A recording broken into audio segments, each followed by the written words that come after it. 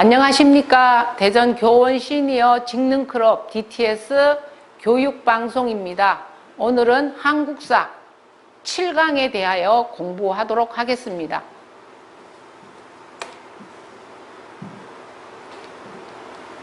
자, 먼저 1. 조선의 관리 등용 제도를 살펴보겠습니다. 먼저 과거 제도입니다. 과거 시험을 볼 수 있는 자격은 양인 이상이면 가능하다고 하였습니다. 법적으로 설은 문과 응시를 제한했다고 하였습니다. 설이라고 하는 것은 첩의 자식들을 설이라고 하였습니다. 설들이 볼 수 있는 과목은 무과와 잡과를 보도록 하였습니다. 이 문과 시험은 뒤에 나오는데 고급 관리가 되는 시험이 문과 시험이었습니다. 그러면 양이 이상이면 가능하다고 했는데 상민들도 일반 백성들도 과거 시험을 봐서 관리가 될 수 있느냐? 법적으로는 가능했지만 실질적으로 먹고 사는데 바빴기 때문에 공부할 기회가 그들에게는 없었어요. 그래서 상당히 어려웠어요. 다음에 과거 시험은 정기시험이라고 해서 10년시가 있었는데요. 10년시는 3년에 한 번씩 보는 시험입니다. 꼭 3년에 한 번씩만 보느냐 하면 부정기시험이라고 해서 특별히 국가에 경사스러운 일이 있을 때 부정기적으로 시험을 보기로 하였습니다. 과거 시험 종류에는 문과, 무과, 잡과가 있었습니다. 문과 시험을 또는 문관 시험이라고 하고 또 무과는 무관 시험이라고 했는데 문과 시험은 고급 관리가 되는 시험이었고 무과 시험은 말 그대로 병력 또 무술을 연마하는 이런 관리들을 뽑는 거죠. 잡과라고 한 것은 이 사람들은 기술직입니다.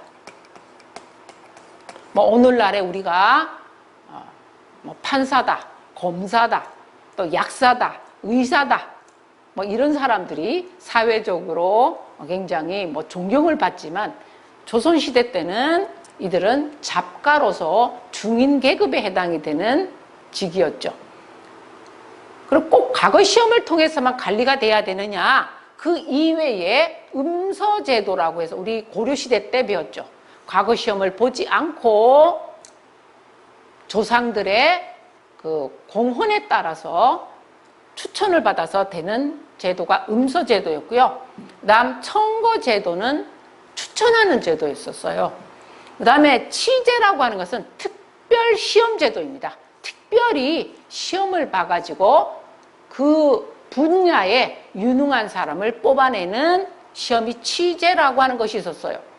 그 다음에 인사관리제도, 공무원들의 인사는 어떻게 했느냐?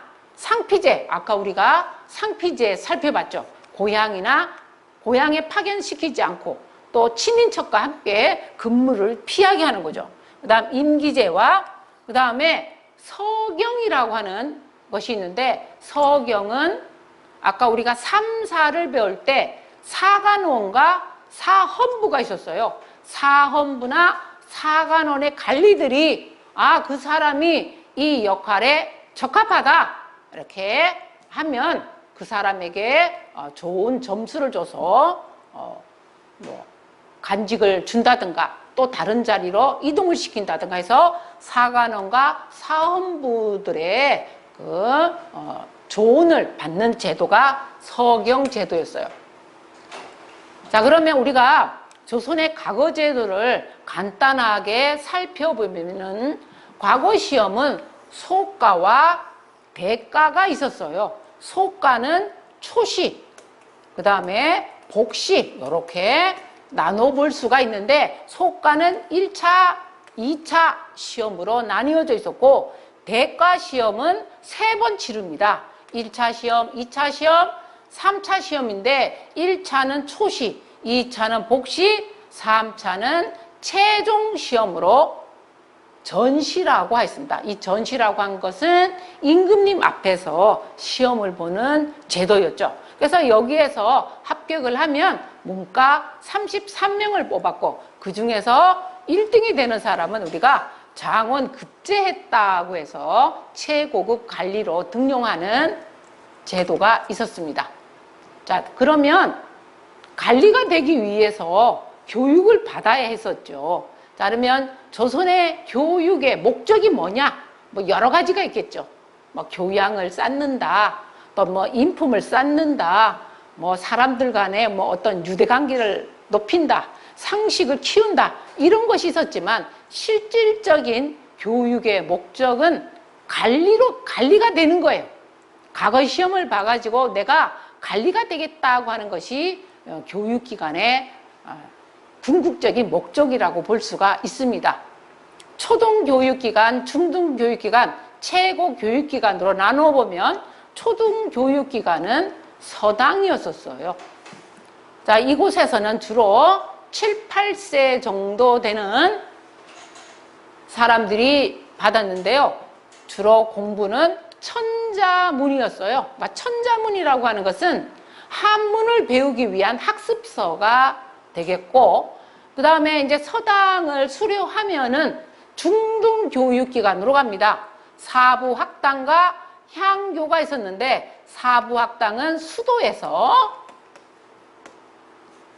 그 다음에 지방에서는 향교를 다녔습니다. 공부하는 내용은 소학과 사서, 오경이었었어요. 소학이라고 하면은, 도덕적인 기본 예절, 또 우리가 생활하는데 꼭 필요한 이런 교양이라든가 예절을 배우는 학문이 소학이었고요.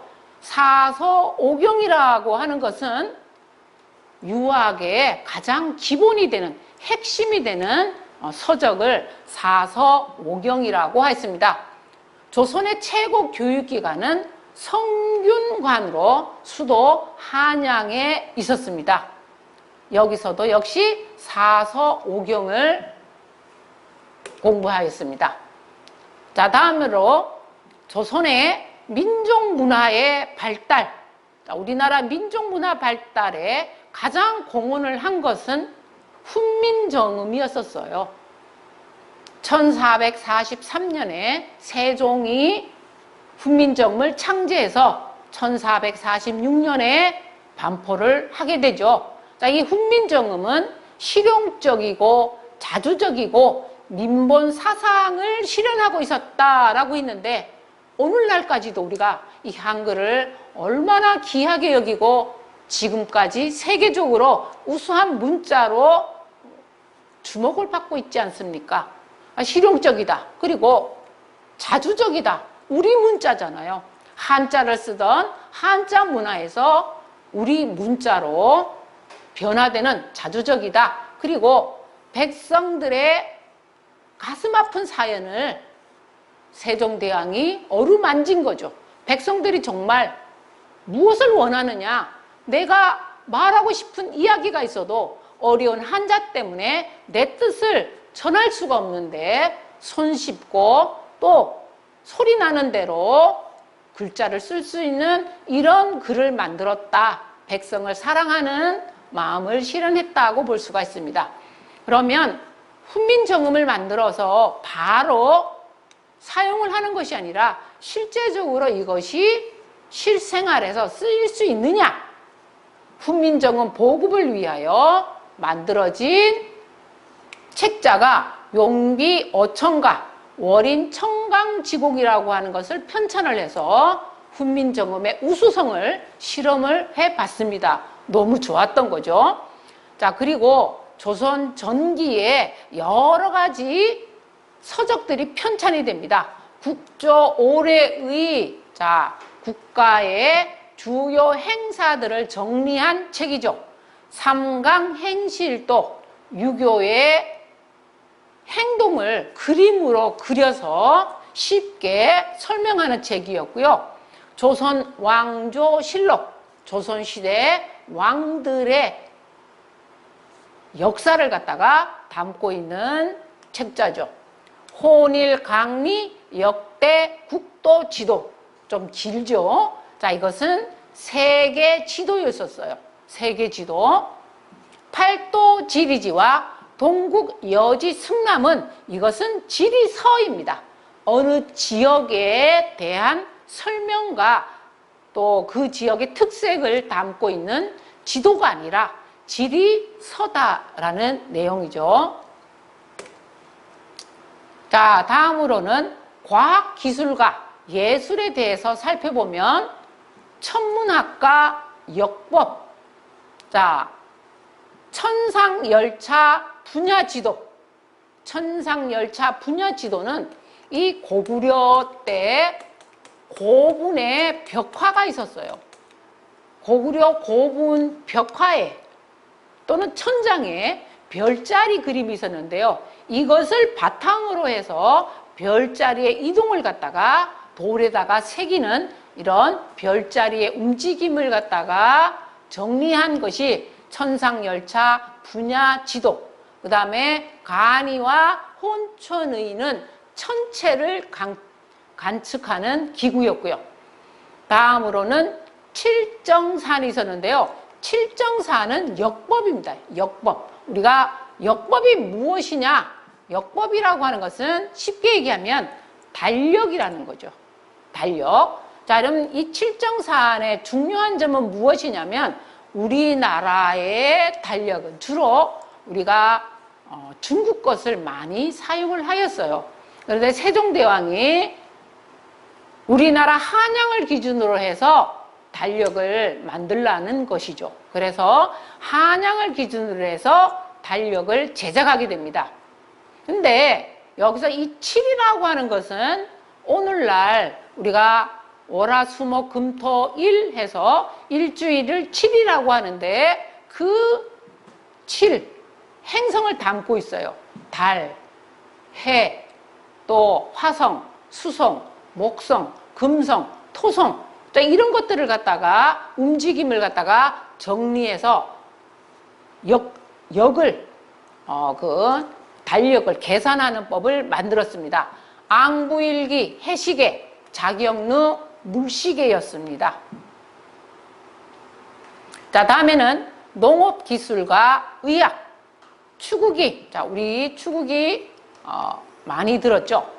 비가 온 양을 재는 거죠. 그 다음에 인지의, 토지의 높고 낮음을 측정하는 기구였어요. 그 다음 농사직설, 농업에 관련된 서적입니다. 중국에 농업 서적이 있었어요. 하지만 중국의 토양과 우리나라의 토양은 다르죠. 그래서 우리나라 토양에 맞는 농사법으로 정리한 것이 농사직설이었었어요.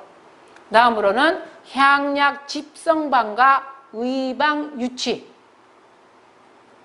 병이 났을 때 그 병을 치료하기 위하여 약을 갖다가 어떤 약을 어떻게 써야 되느냐 하는 이런 약재의 효능, 약재의 처방, 뭐 이런 것들을 종합해서 만든 책이 향약 집성방. 또 이를 토대로 해서 의학을 갖다가 정리한 것이 의방유치라고 하는 서적이었습니다.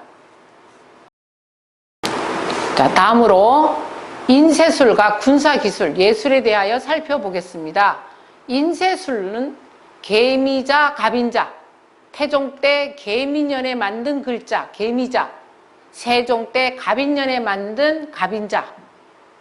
다음으로 화통도감, 하약을 이용하여 무기를 만드는 기구가 하통도감이었습니다.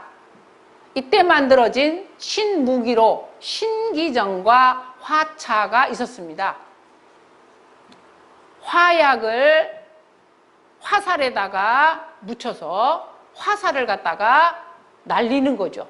무려 100발을, 화살 100발을 계속적으로 날아가게 만드는 무기였어요. 신기전. 이것을 갖다 하차에 꽂고서 날리는 새로운 무기가 만들어집니다. 다음으로 예술. 자기로는 분청사기와 백자가 많이 만들어졌고, 그림으로는 강희안이 그린 고사 관수도, 몽유도원도, 안견이 그린 몽유도원도, 그리고 사군자, 양반들이 많이 그렸던 매화, 난초, 국화, 대나무 네 가지를 많이 그렸습니다. 그 다음 음악으로는 궁중음악입니다. 궁중에서 사용된 음악. 그 다음에 종묘제례악. 종묘제례악은 제사를 지낼 때 쓰는 음악이죠. 이 종묘제례악은 유네스코 세계 무형문화유산에 등재가 되어 있는 음악입니다. 그 다음에 악학계범은 조선시대 전기의 모든 음악을 정리해서 만든 책이 악학계범입니다. 자, 그러면 문제를 풀어보도록 하겠습니다. 1번, 훈민정음 창제의와 관련이 없는 내용은 우리말을 우리글로 표현할 수 있었다. 2번, 백성들이 문자를 쉽게 배우게 하기 위함이다. 3번, 평등 사상을 강조하고 신분 질서가 해체되는 계기가 되었다라고 했는데, 자, 요거 틀렸습니다. 신분 질서 해체 계기라고 하는 것은 틀렸고요. 4번, 민족 고유 문자가 창제되어 민족 문화가 발전하는 기틀이 되었다. 그래서 정답은 3번입니다. 다음 2번, 조선의 교육기관 설명으로 바르지 못한 것은 1번, 지방의 향교와 또 서울에 있는 사부학당에서는 유교 경전을 배웠다. 2번, 향교, 사부학당, 소과 합격자는 성균관에 입학할 수 있었다. 3번, 서당을 수료한 후 과거시험 대가를 응시할 수 있었다. 4번, 성리학적 지식을 가진 관료를 길러내는데 중점을 두었다라고 했는데, 여기에서 바르지 못한 것은 3번입니다. 과거 시험에 고급 관리를 선발하는 시험이 대과 시험인데요. 대과 시험을 치르기 위해서는 소과에 합격을 해야 됩니다. 소과에 합격한 생원과 진사, 그리고 성균관 유생들이 대과 시험을 볼 수가 있었습니다. 그러면 서당을 수료한 자는 어떻게 하느냐? 서당은 초등교육기관이니까 지방에 있는 향교나 또 서울에 있는 사부학당으로 공부를 해야 되겠죠. 그래서 3번 틀렸습니다. 자, 3번, 다음 설명으로 바르지 못한 것은 용비어천가 훈민정음으로 쓰인 최초의 문학 작품이다. 2번, 국조 5례의 국가 행사에 필요한 의례를 정리한 책이다. 혼일 강리 역대 국도지도, 전국 지역에 대한 정보를 담고 있다. 천상열차 분야지도, 고구려 고분의 별자리를 바탕으로 만든 천문도이다 라고 했는데, 자, 틀린 것은 3번이죠. 자, 왜 3번이 틀렸냐고요? 혼일 강리 역대 국도지도는 지리서가 아니라 이것은 세계 지도였었어요. 자, 그래서 정답은 3번이 되겠고요. 자, 4번. 다음 내용이 설명하는 것은 왕이 죽으면 실록청을 설치하였다. 실록청에서는 사초를 비롯한 다양한 기록을 모아 정리하였다. 완성된 것은 전국의 사고에 분산하여 보관하였다. 왕이라도 함부로 볼 수 없도록 하여 사관이 정치에 휘둘리지 않고 올바르게 기록할 수 있도록 하였다. 국보로 보존되어 있으며 유네스코 세계 기록 유산으로 등재되었다. 자, 이것은 조선 왕조실록이냐, 고려사냐, 삼국유사냐, 청거제도냐. 자, 정답은 1번 조선 왕조실록이죠. 조선 왕조실록이 남아있느냐고요? 네, 현재 남아있는 우리나라의 귀중한 기록 문화유산이고, 여기 있는 것처럼 유네스코 세계 기록 유산으로 등재되어 있는 책자입니다. 이상으로 한국사 7강을 마치겠습니다.